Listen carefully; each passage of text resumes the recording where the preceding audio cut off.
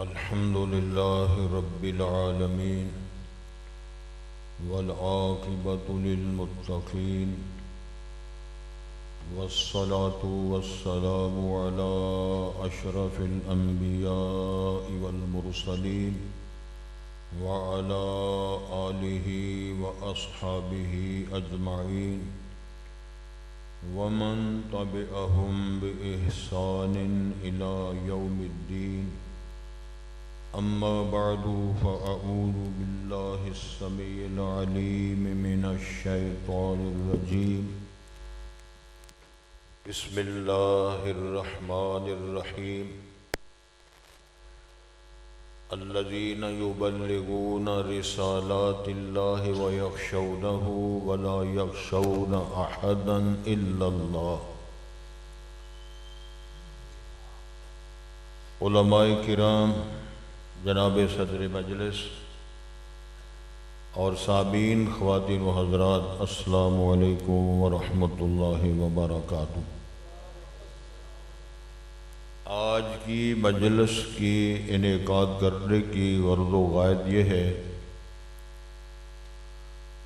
آپ کے علاقے میں معروف کانفرنس امام الانبیاء نبی مکرم صلی اللہ علیہ وسلم شافع معاشر کے حوالے سے منعقد فرمائی جاتی ہے، اس کی کامیابی، اس کی رونق اور اس کے جو ثمرات ہیں، لوگوں کے دلوں، لوگوں کے اذہان اور سامعین خواتین و حضرات جو ہیں، ان کے مستفید ہونے کے بعد اظہار تشکر کے لیے یہ مجلس قائم کی گئی ہے۔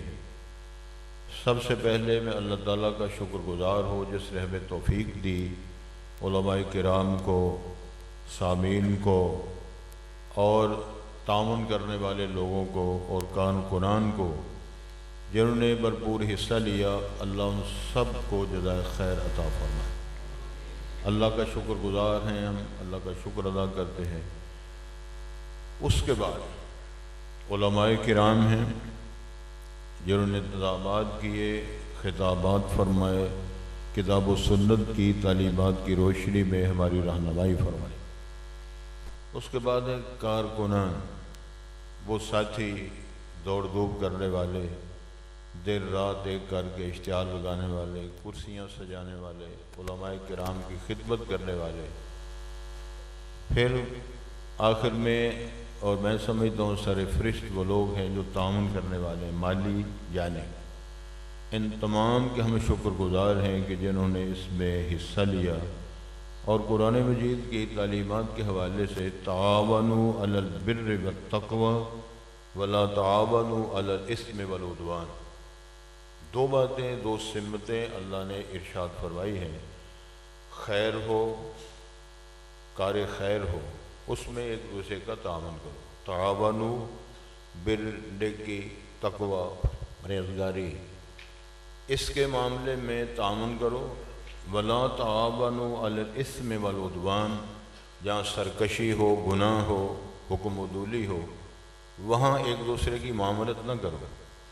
نور بصیرت رکھنے والے اہل نظر لوگ جانتے ہیں، خیر میں حصہ لینا، خیر میں تعاون کرنا، یہ ایک برابر ہے، حصہ لینا اور تعاون کرنا۔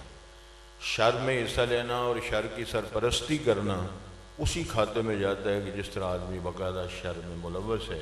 یہ دو باتیں اللہ نے سمجھ کر اس کے مطابق زندگی کی توفیق عطا فرمائے۔ مختصر قرآن مجید کی آیت کا جو حصہ میں نے تلاوت کیا ہے، اس میں اللہ ارشاد فرماتے ہیں، الذین یبلغون رسالات اللہ ویخشونہ ولا یخشون احدا الا اللہ، وہ لوگ، وہ انسان، وہ علماء، وہ قومیں، وہ نسلیں، وہ عربی ہوں، عجمی ہوں، گورے کالے ہوں، تھوڑے پڑھا لکھا ہوں، زیادہ پڑھے لکھے ہوں، غریب ہوں، امیر ہوں، الذین یبلغون رسالات اللہ، جو اللہ کے میسج، اللہ کے پیغامات لوگوں تک پہنچاتے ہیں، وَيَخْشَوْنَهُ، دوسری صفت بیان فرمائی، وہ اللہ سے ڈرتے ہیں، وَلَا يَخْشَوْنَ أَحَدًا إِلَّا اللَّهُ، اللہ کے علاوہ وہ کسی اور سے نہیں ڈرتے، یہ صفت ہے۔ تو ڈیوٹی اللہ کے رسول علیہ الصلوۃ والسلام نے لگائی تھی خطبہ حجۃ الوداع میں، جو لوگ موجود ہیں فَلْيُبَلِّغِ الشَّاهِدُ الْغَائِبُ، جو لوگ موجود ہیں دوسرے لوگوں تک میرا پیغام میسج لوگوں تک پہنچائیں۔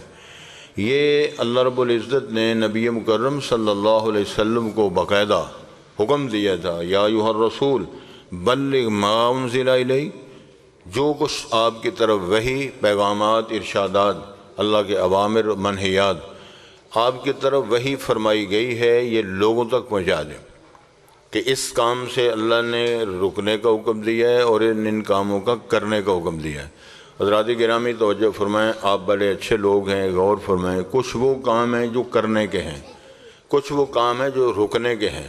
کرنے والے کام کیے جائیں، رکنے والے کاموں سے رکا جائے۔ تو یہ ڈیوٹی رسول کریم صلی اللہ علیہ وسلم کی جو اللہ نے لگائی، تو آپ نے اس کو اتنے خوبصورت طریقے سے اس کو انجام دیا کہ آپ نے علیہ الصلاۃ والسلام حاضرین سے پوچھا، حل بلغت رسالہ وادیت الامانہ، کیا میں نے اللہ کے میسج، پیغامات، رسالت کو تم تک پہنچا دیا؟ اللہ نے مجھے جو امانت ودیت فرمائی تھی، وہ امانت جناب جبرائیل علیہ السلام کے ذریعے میرے تک پہنچی، کیا میں نے وہ امانت آپ تک پہنچا دی؟ تو حاضرین مجلس نے جواب دیا، بلغت رسالہ وادیت الامانہ۔ نبی مکرم صلی اللہ علیہ وسلم نے آسمان کی طرف نگاہیں بلند فرمائیں، ارشاد فرمایا، اللہم اشہد، اللہم اشہد، اللہ گواہ رہ جائے، اللہ تو گواہ بن، میں رسالت پہنچا دی، بلغت رسالہ وادیت۔ یہ وہ ڈیوٹی ہے اصل میں جو وہاں سے چلی، اور علماء کرام کو رسالت مآب نے فرمایا، العلماء ورثۃ الانبیاء۔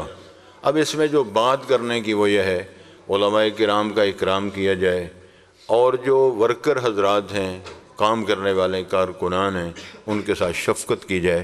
تو یہ میدان بڑا وسیع ہے، اور یہ تعلیمات ہے رسالت مآب کی۔ بڑوں کا احترام کیا جائے، چھوٹوں کے ساتھ شفقت کی جائے، شفقت کی نہ جائے، بڑوں کا احترام نہ کیا جائے تو مثبت نتائج نہیں نکلیں گے۔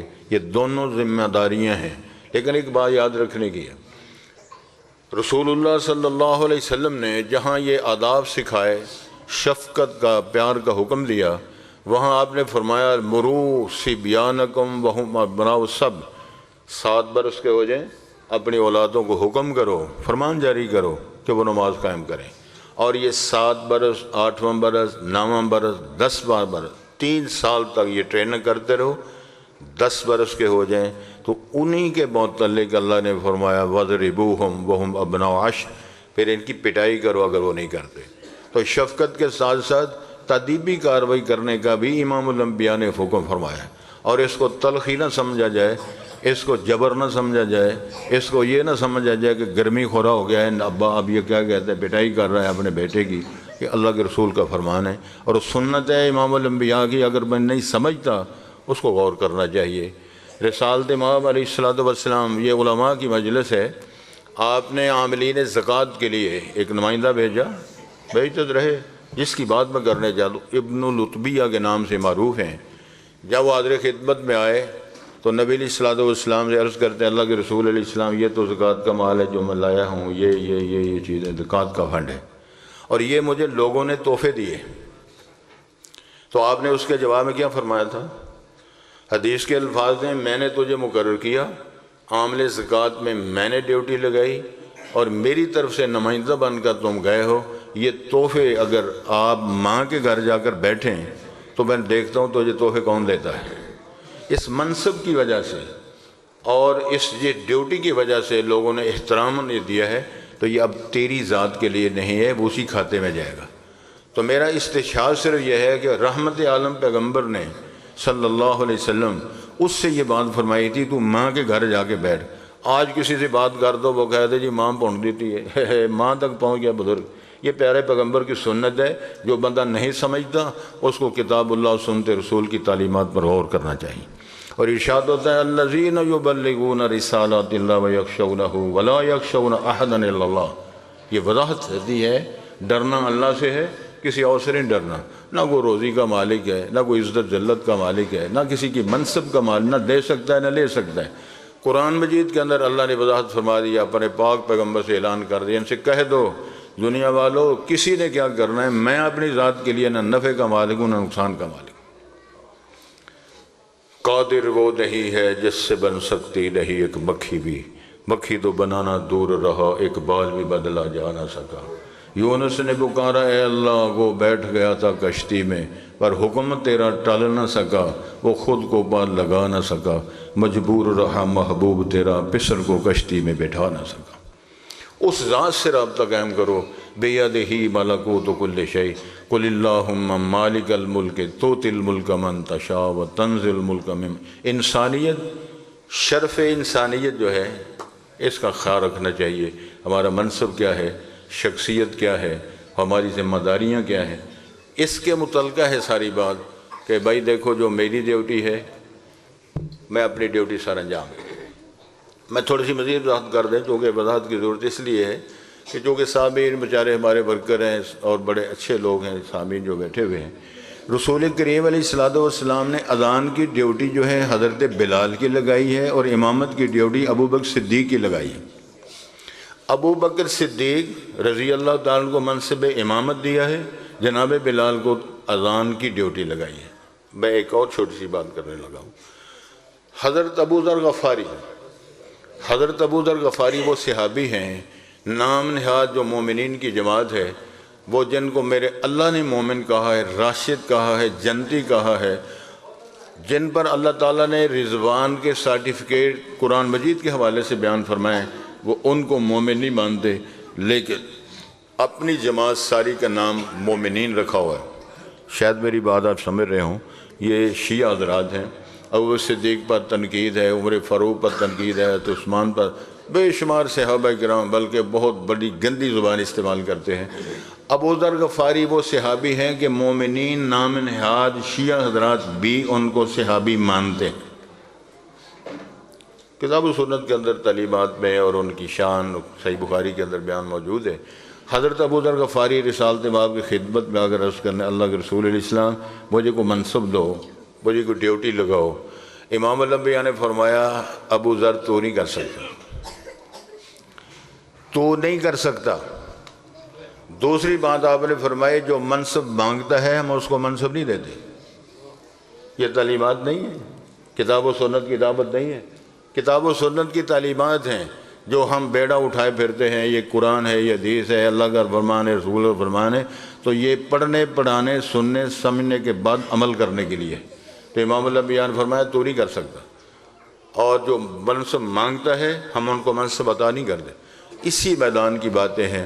اگر ذمہ داری لگتی ہے جھاڑو پھیرنے کی جھاڑو پھیرو، اگر ڈیوٹی لگتی ہے گیٹ کیپر بننے کی گیٹ کیپر بنو، اگر برتن صاف کرنے کی لگتی ہے برتن صاف کرو، سٹیج پہ مجھے یاد ہے جو ہمارا دور تھا جوانی کا، مولانا محمد اسماعیل سلفی رحمۃ اللہ علیہ لاہور کانفرنس تھی مرکزیہ، تو میں حافظ آباد علاقے سے اس طرح سمجھ لو رضاکاروں کے وہ تھوڑا سا ذمہ داری مجھے لگ گئی، اور میری ڈیوٹی لگی سٹیج پر علماء کے علاوہ یہاں سے کوئی گزرنے نہ پائے، میری ڈیوٹی اور لگی ہوئی تھی۔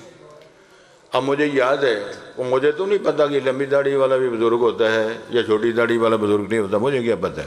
مجھے تو یہ تھا کہ جس کے پاس یہ کارڈ ہوگا وہ عالم ہے، وہ گزرنے جائے، باقی نہیں گزرنے۔ میں وہ تو ڈٹا ہوا ہوں۔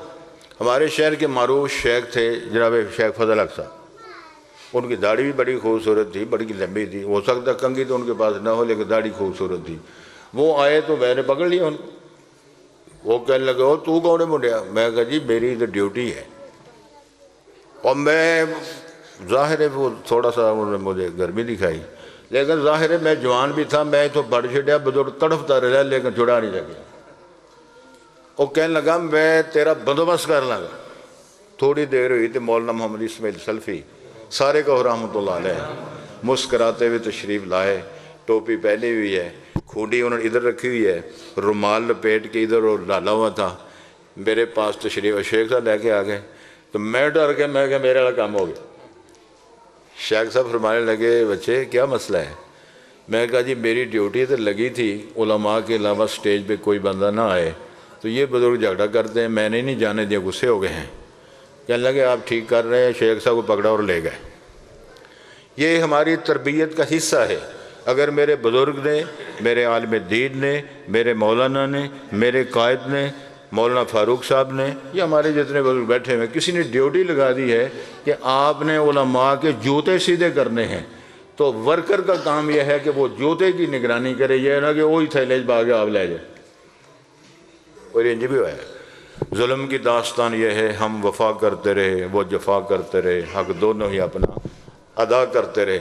ہم کو ان سے ہے وفا کی امید جو نہیں جانتے وفا کیا ہے، روئیے کس کس کو اور کس کس کا ماتم کیجیے۔ مکرم مسجد میں یہ روایت سنا رہا ہوں، مکرم مسجد میں جوتے اٹھائے جاتے رہے، چونکہ میں کسی زمانے میں ادھر شیخ الحدیث رہا ہوں، انا للہ و انا الیہ راجعون، تو وہ مشاورت کے بعد ڈیوٹی لگی کہ ادھر گیٹ کیپر رکھا جائے، جا کے جوتوں کا خیال رکھے۔ تو معذرت کے ساتھ ہم نے سفید ریش، سفید داڑھی والا بزرگ اور لٹیر فوجی، دوسرا ظلم دینے کو، لٹیر فوجی داڑھی سفید بزرگ سمجھ گئے، ہم نے ان کی ذمہ داری لگا دی، لو جی آپ نے ادھر ماشاءاللہ انتظامات کرنے ہیں، اور کوئی بندہ جدوں بزرگ رکھ لیا تو ہر نماز دے 3-4 جتیاں غائب۔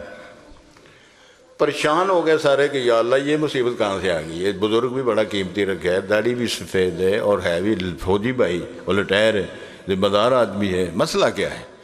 حافظ صاحب ادھر دوڑا بہ کے اس سے بزرگ کو چیک کرو۔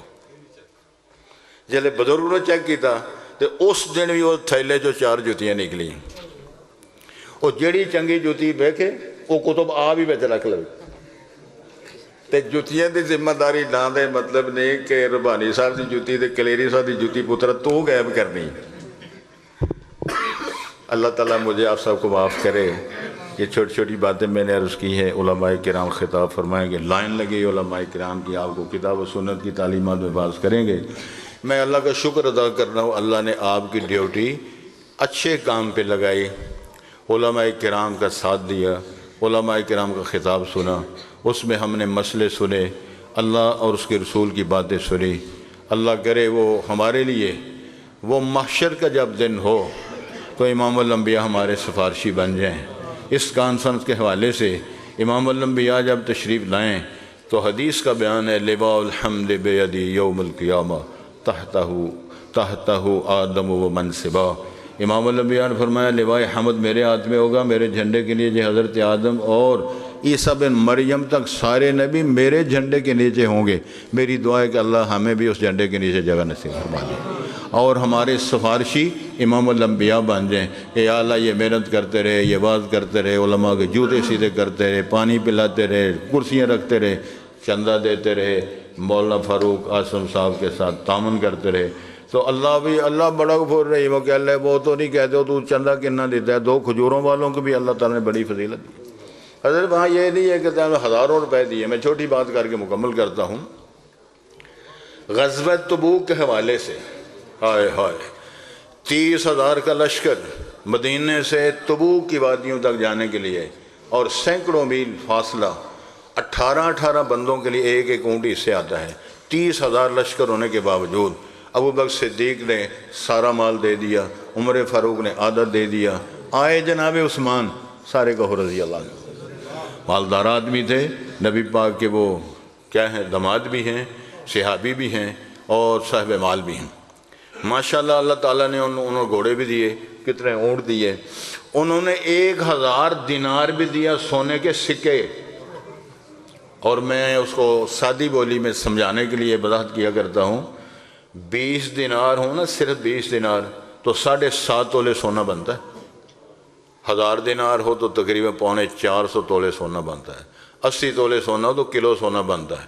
1000 دینار بھی حضرت عثمان نے دیا، نبی علیہ الصلوۃ والسلام چھلکا رہے ہیں، خوش ہو رہے ہیں اور ساتھ ضمانت جنت کی دے رہے ہیں، عثمان میں جنت کی ضمانت دیتا ہوں، آج کے بعد جنت تیری، جنت کی وراثت تیری، جنت کی بلڈنگ تیری، رضوان، ساری باتیں آپ جانتے ہیں، دہرانے کی ضرورت نہیں ہے۔ ادھر ایک نبی پاک کا غریب سے ابھی یہ منظر دیکھ رہے ہیں، یا اللہ میرے پاس گھوڑا نہیں، میرے پاس اونٹ نہیں، سونا نہیں، چاندی نہیں، میں کیا کروں، جی چاہتا ہے لیکن پاس کچھ ہے۔ لیکن جذبات اتنے عمدہ ہیں، اتنے شاندار ہیں جس کو میرے رب نے شرف قبولیت سے نوازا ہے۔ ایک یہودی کے گھر جا کے اس سے طے کیا معاملہ، تیرے باغ کو پانی پلاتا ہوں، مزدوری کراؤ میرے سے، ساری رات مزدوری کرتے رہے، اور ہوا یہ کہ ان کے ساتھ تقریباً 4 کلو اس طرح سمجھ کھجوریں طے ہوئی ہیں ساری رات۔ حضرت ذرا تو آج بھی سعودیہ میں جاتے آتے ہیں ان کو پتہ ہے، کنواں اتنا گہرا ہوتا ہے، ڈول کے ساتھ پانی نکالنا ہے، نکال کے مشکیزے میں بھرنا ہے، مشکیزہ کندھے پہ رکھنا ہے، باغ کو جا کر پانی پلانا ہے، ساری رات یہ مسئلہ ہو، ٹھوکریں لگ رہی ہیں، پتھر لگ رہے ہیں، اندھیرا ہے، موٹر نہیں، کوئی سڑک نہیں، کوئی قصہ نہیں، ساری رات مزدوری کی۔ یہ ساری داستان عرش کا مالک دیکھ رہا ہے۔ سحری کا وقت ہوتا ہے، مزدوری طے ہو گئی، آدھی کھجوریں گھر اپنے بال بچوں کو دی، آدھی کھجوریں جب لے کے نکلے غزوۃ تبوک کی تیاری میں تامن میں حصہ ڈالنے کے لیے۔ یہ ساری داستان عرش کے مالک نے امام الانبیاء کو سنائی کہ ایک مرید آ رہا ہے تو ذرا وہ کو کھجوراں وصول کر لے جے، تامن بڑا اچھا لے کے آ رہے ہیں۔ حدیث سیرت کی کتابوں کے اندر بیان موجود ہے، علماء تشریف فرمایا، امید ہے انشاءاللہ تصدیق کریں گے، آپ نے دامن پھیلا کے کھجوریں قبول فرما کے چولی وچ پا کے نبی پاک نے ایک ایک کھجور سامان تے سجائی اور فرمایا دنیا والو آج ایک ایک کھجور سب سے سبقت دے۔ وہاں شرف قبولیت کی بات ہے، اللہ تعالی ہمیں معاف فرمائے، شرف قبول کر لے۔ حضرت ابو ایوب انصاری کی بیوی نے کہا تھا نا جناب لوگ دعوت دے رہے ہیں تو سرکار تسی بھی نبی پاک نو دعوت دیو، نبی پاک ساڈے گھر مہمان بنن۔ تے ابو ایوب انصاری کہنے لگے بی بی ساڈے گھر تے بیٹھک کوئی نہیں، ساڈے گھر تے صوفہ کوئی نہیں، ساڈے گھر تے شیخ کوئی نہیں، میں کی دعوت دوں؟ تے انہوں نے عرض کیا جا کے دعوت دے، ہو سکتا پورا ساڈا ہی نکلا ہوئے۔ تو حضرت ابو ایوب انصاری نے جب دعوت دی تو عرش سے قبولیت آ گئی، دعوت ادھر منظور ہو گئی۔ تو آپ نے فرمایا اس اونٹنی کو چھوڑ دو، یہ میں بھی اللہ کا پابند ہوں، میری اونٹنی بھی پابند ہے، جہاں میرے رب کا فرمان کا اونٹنی اللہ اس کو وہاں بٹھا دے گا۔ تو جناب ابو ایوب انصاری کے گھر آیا تو اونٹنی نبی پاک کی اونٹنی سواری کو اللہ نے ان کے گھر کے سامنے بٹھا دیا۔ اللہ سے دعا کرو اللہ میں قبول کر لے۔ میرے عزیزوں کو، بھائیوں کو، مولانا فاروق صاحب، ان کے ساتھی مولانا سعید مدنی، مولانا فاروق دعا کرو حضرت عمر صاحب کی جو صحت ہے اللہ ان کو درست فرمائے، ٹانگ ٹوٹی ہے یا چوٹ لگی ہے اللہ اس ٹھیک فرمائے۔ میری دعا ہے ہم میں جتنے غمگین لوگ ہیں اللہ سب کا غم دور کرے، جتنے پریشان ہیں ان کی پریشانیاں دور فرمائے، جتنے بیمار ہیں اللہ ان کی بیماریاں دور کرے، روحانی جسمانی بیماریاں دور کرے۔ کوشش کرو قرآن حدیث کے ساتھ ہمارا تعلق قائم رہے، ہماری زندگی کتاب و سنت کے ساتھ منسلک رہے، اور ہماری زندگی اسلام کی زندگی اور موت ایمان کی آئے، دنیا سے جائیں۔ اور شاعر کی بات، ایک چھوٹے جملے کی بات ہے، شاعر نے کہا تھا اور درویشہ بزرگا سن ولدت کا اموں کا یبن آدم باقین والناس حولک یضحکون سرورا۔ اور دنیا والو سنو، جب تیری ماں نے تجھے جنم دیا تھا تو روتا ہوا پیدا ہوا تھا، دنیا مسکرا رہی تھی، خوشیاں منا رہی تھی۔ کیسی کوشش کر فجہد لنفسک ان تکون اذا بکوا لیوم موتک ضاحکا وسرورا، اچھی کوشش کر، اچھا سلیقہ، اچھا وتیرہ، اچھے کارنامے دنیا میں ادا کر، تاکہ اس کا نتیجہ نکلے جب تیری موت آئے تو مسکراتا ہوا اللہم بالرفیق الاعلیٰ کے نعرے مارتا ہوا جائے، اور دنیا تیری فراق اور جدائی میں روئے اور کہے کہ یار کتنا آدمی تھا، کتنا اچھا تھا، کتنا عالم تھا، کتنا با کردار تھا۔ یہ اللہ مجھے آپ سب کو یہ منصب عطا فرمائے اور ہمارے کارنامے اللہ قبول فرمائے اور اسلام کی زندگی اور ایمان کی موت نصیب فرمائے۔ سبحان ربک رب العزت عما یصفون والسلام علی المرسلین والحمد للہ رب العالمین۔